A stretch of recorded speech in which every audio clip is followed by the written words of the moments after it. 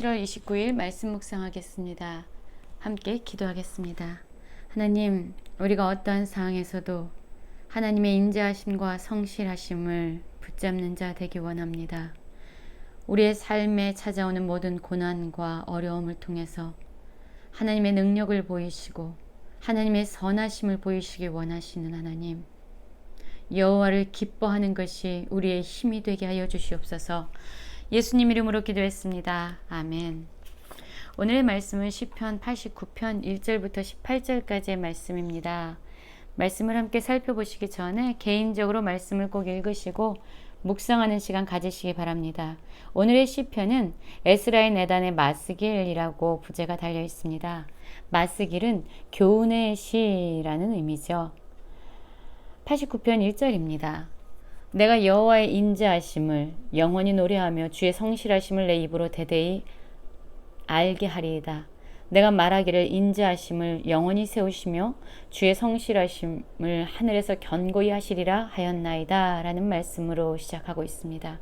오늘 시인은 우리가 당하는 어떠한 상황에서도, 어떠한 환경에서도, 어떠한 어려움과 고난에서도 여호와 하나님의 인자하심과 그분의 성실하심을 찬양하고 있고 노래하고 있습니다. 인자하심을 영어로 보면 steadfast love, 변하지 않는 사랑이라는 뜻이고, 성실하심은 faithfulness, 그래서 신실한 하나님의 언약, 자신의 언약에 대해서 신실하신 하나님에 대한 성품을 나타내고 있습니다.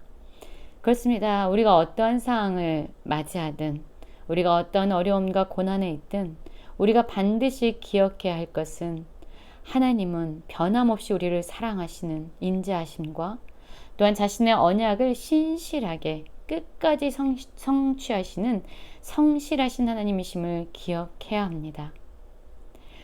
주께서 이르시되 나는 내가 택한 자와 언약을 맺으며 내 종 다윗에게 맹세하기를 내가 내 자손을 영원히 견고히 하며 내 왕위를 대대히 세우리라 하셨나이다.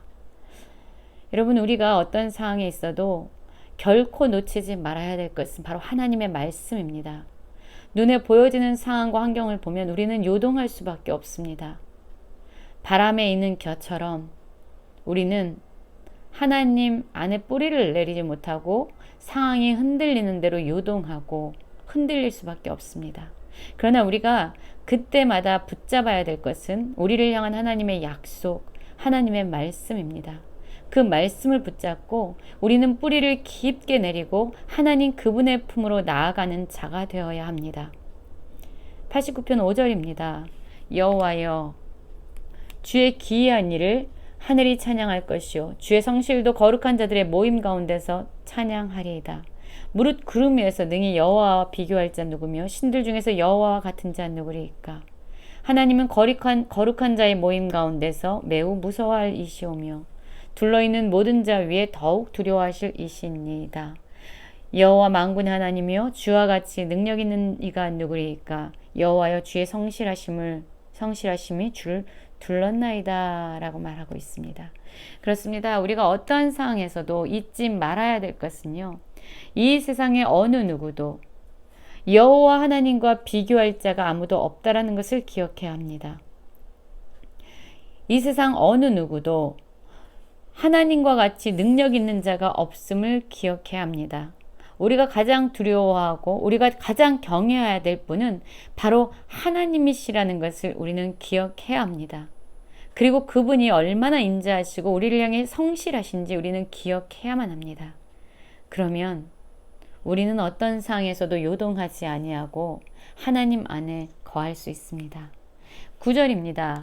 주께서 바다의 파도를 다스리시며 그 파도가 일어날 때에 잔잔하게 하시나이다. 주께서 라합을 죽임당한 자와 같이 깨뜨리시고 주의 원수를 주의 능력의 팔로 흩으셨나이다 라는 말씀을 계속하고 있죠. 여러분, 우리의 삶에 파도가 옵니다. 폭풍우가 몰아칩니다. 그래서 우리는 겁을 먹고 두려워하죠. 그러나 여러분, 그 상황 가운데서도 하나님이 이 모든 것을 다스리시고 주관하고 계심을 신뢰하십시오. 파도가 일어나고 우리의 인생에 역경이 오고 폭풍우가 몰아칠 때에도 우리가 여전히 붙잡아야 될 것은 그 모든 것을 잔잔케 하실 능력이 바로 하나님께 있다라는 것입니다. 그래서 인생에 어떠한 파도가 불어도 어떠한 폭풍우가 몰아쳐도 하나님은 이 모든 것을 주관하시는 주관자가 되시며 그 모든 것을 잠잠케 하실 그러한 하나님이 되십니다. 그래서 우리의 인생에 일어나는 파도와 역경이 오히려 우리로 하여금 하나님의 능력을 경험하게 하고 하나님의 크심을 보게 하고 하나님의 살아계심을 우리는 경험하게 될 것입니다. 10절입니다. 주께서 라합을 죽임당한 자 같이 깨뜨리시고 주의 원수를 주의 능력의 팔로 흩으셨나이다. 그렇습니다. 우리가 이 상황 가운데서 보게 될 것은 바로 하나님의 능력입니다. 그분의 능력이 원수를 어떻게 멸하시고 어떻게 흩으시는지, 우리의 상황을 어떻게 역전시키시고 이 모든 것을 변화시켜서 합력하여 선을 이루시는 그러한 신실하시고 전능하신 하나님이신지를 보게 할 것입니다. 그래서 우리는 기억해야 합니다. 우리가 어떠한 상황에 있든지 어떤 어려운 가운데 있든지 하나님이 우리에게 주시려고 하는 것은 재앙이 아니라 바로 평안이라는 것을 기억해야 합니다. 우리를 향한 하나님의 계획을 하나님은 알고 계십니다. 그것은 재앙이 아니라 평안을 주시려는 것이고 또한 우리의 미래에 희망과 소망을 주시려는 것이기 때문에 우리는 이 어려움 가운데서 분명히 주님의 능력과 주님의 크심을, 그분의 살아계심을 경험하게 될 것입니다. 온 세상이 하나님으로 충만하다는 것을 우리는 경험하게 됩니다.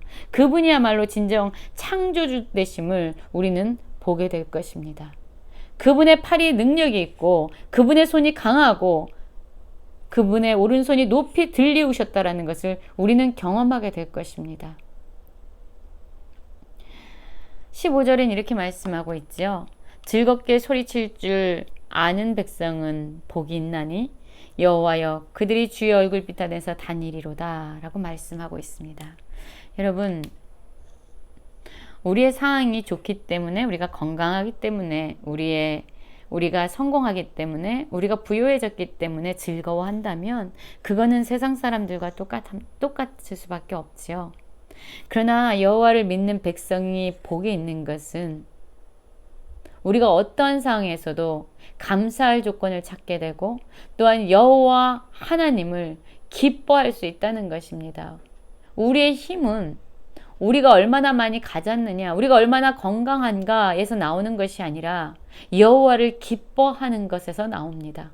여호와를 즐겁게 찬양하는 데서 우리의 힘이 나옵니다. 어떤 상황에서도 감사의 조건을 찾아낼 수 있는 것이 바로 하나님의 백성들이 받은 가장 큰 형통의 복이 될 것입니다. 우리는 어떤 상황이든지 종일 주의 이름 때문에 기뻐할 수 있어야 합니다. 여호와를 기뻐하십시오. 그것이 우리의 힘이 될 것입니다. 하나님을 사랑하는 자, 그분의 뜻대로 부르심을 입은 자들에게 모든 것을 합력하여 선을 이루시는 주님을 신뢰하십시오. 우리에게 주시려는 것이 재앙이 아니라 평안이고 미래의 소망을 주시려는 하나님으로 말미암아 기뻐하십시오. 그것이 우리의 힘이 될 것입니다. 여호와를 기뻐하는 것이 너희들의 힘이다 라고 말씀하고 있습니다. 오늘 하루 우리가 어떤 상황에 있든지 우리의 방패가 되시고 우리의 기쁨의 근원이 되시고 인자하심과 성실하심이 끝이 없으신 주님 안에서 살아계신 주님을 경험하고 그분의 능력을 삶 가운데서 온전히 누리며 감사할 수 있는 모든 성도님들 되시길 간절히 기도합니다.